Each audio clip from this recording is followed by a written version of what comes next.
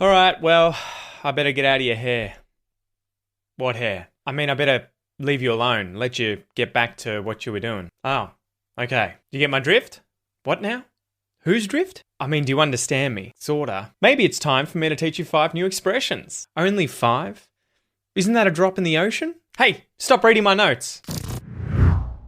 G'day you mob, welcome to this lesson. Today I am going to teach you 5 new expressions in English that's going to help you sound much more natural when you speak it. If you don't know me, I'm Pete, I'm the host of Aussie English and I've been helping people level up their Australian English for over half a decade now. So if your goal is to take your English to the next level, this is the podcast and YouTube channel for you.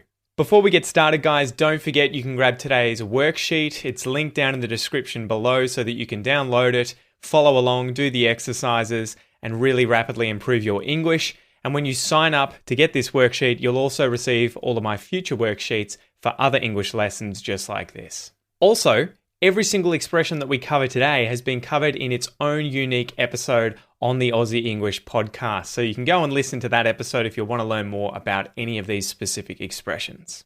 All right, without any further ado, let's begin. Number 1, to get out of someone's hair.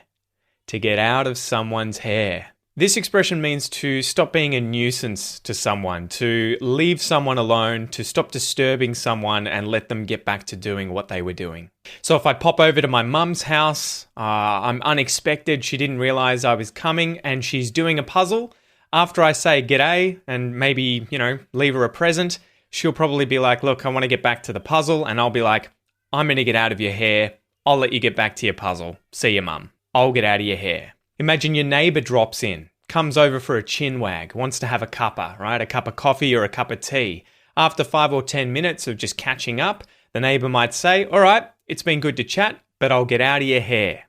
It's been good to chat, but I'll get out of your hair. I'll let you get back to doing what you were doing. I'll stop being a nuisance. I'll get out of your hair. Expression number 2, get the drift, or to get someone's drift. Do you get my drift? To get the drift. This is a good little informal expression meaning to understand the basic meaning of what someone's saying. So if you get someone's drift, you understand what they're saying. Here's 2 examples. Imagine you're a school teacher explaining a math problem to your class. Everyone in the class looks a little perplexed, they look a little confused, but one student gets it. They understand what's going on. So if you ask the class, does anyone get my drift? One student might put their hand up and be like, I got it. I got the drift. I understand what's going on. You can also use this when kind of subtly suggesting something, right? So maybe you're a young man and there's a neighbor's daughter who's fairly attractive and you've been dating the daughter on the sly. Maybe a friend comes and says something like, are you two an item? Like, are you guys going out? If you want to be subtle, you might say, we're pretty close, if you get my drift, right? If you understand what I'm saying, we're pretty close, wink, wink. Expression number 3, knock yourself out.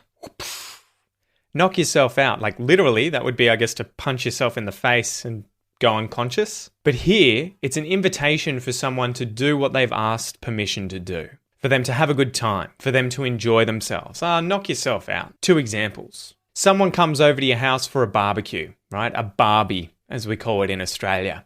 They walk in the door and they say straight away, g'day Pete, how's it going? And then, you know what? I'm thirsty. Mind if I grab a beer? Right? Do you mind if I grab one of your beers out of the fridge? You might say, of course not. Knock yourself out, right? You're saying, of course it's not a problem. Go get a beer. Have fun. Enjoy yourself. Do it. Knock yourself out. Example number 2, maybe your daughter comes home one day. She's had a license for a few months. She says she wants to borrow dad's car, right? Mum, dad, can I borrow your car? I want to go see my mates. If it's not a problem, if it's okay, you'll just say, yeah, knock yourself out. Here are the keys. Knock yourself out. Go drive and see your mates. Knock yourself out. Alrighty guys, before we continue, can you do me a teensy-weensy little favor? If you're watching this video and you're enjoying it, getting value out of it, can you give the like button a little boop just to show the magical YouTube algorithm that you're enjoying it and hopefully get it to show this video to other English learners just like you. It really helps small channels like mine. Cheers. All right, expression number 4, a drop in the ocean.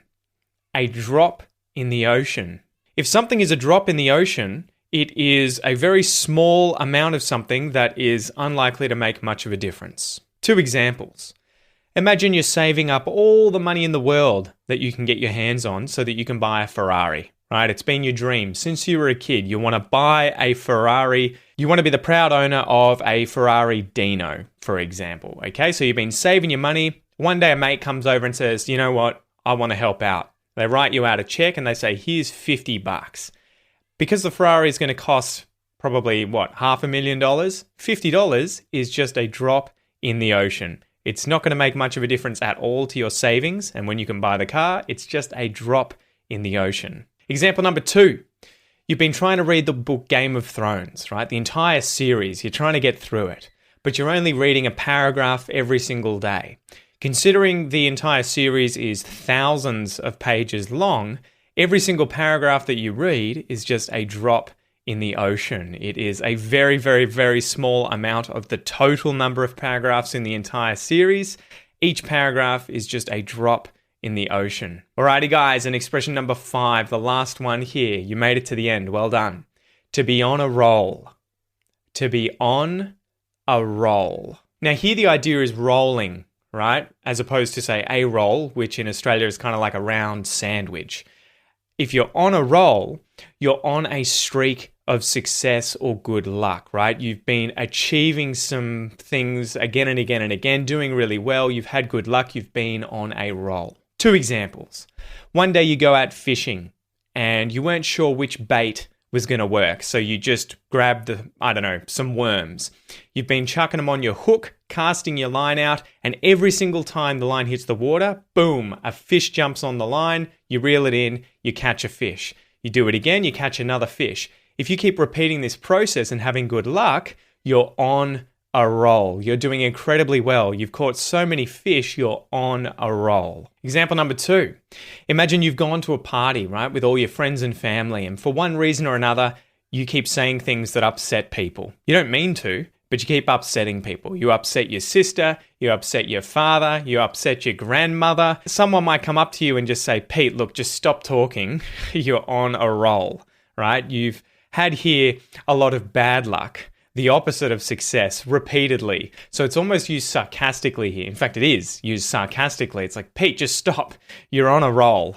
You're on a roll. Wow, you are on a roll. All right, before we get into the big exercise at the end here, guys, I'm going to show you the expressions we just went over on the screen here. And I want you to pause the video quickly and write your own comment using one or more of these expressions down below. This is a great way of using what you've just learnt to hopefully keep it in the noggin here, in your brain, okay? So hit pause and I'll see you in a jiffy. Welcome back.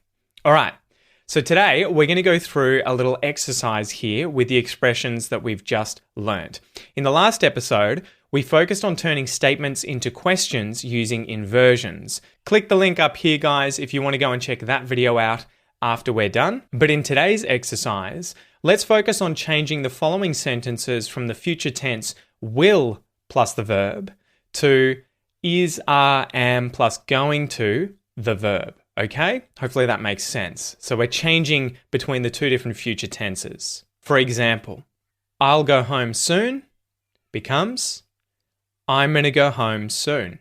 So you can either anticipate the change that I'm going to make and try and conjugate the sentence yourself and then check the answer. So I'll say the first sentence, give you some time, and then I'll say the second sentence and you can check if you got it right.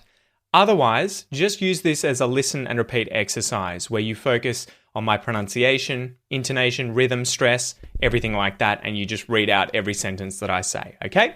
So you ready? Let's go. All right, I'll get out of your hair. All right, I'm going to get out of your hair. Little note there. Did you notice how I am going to changes into I'm gonna? When we speak with connected English, with contracted English, in Australian English, we can say I'm gonna. You can say I'm gonna as well, but quite often we'll just contract it all down to I'm gonna. I'm gonna get out of your hair. Will he get the drift?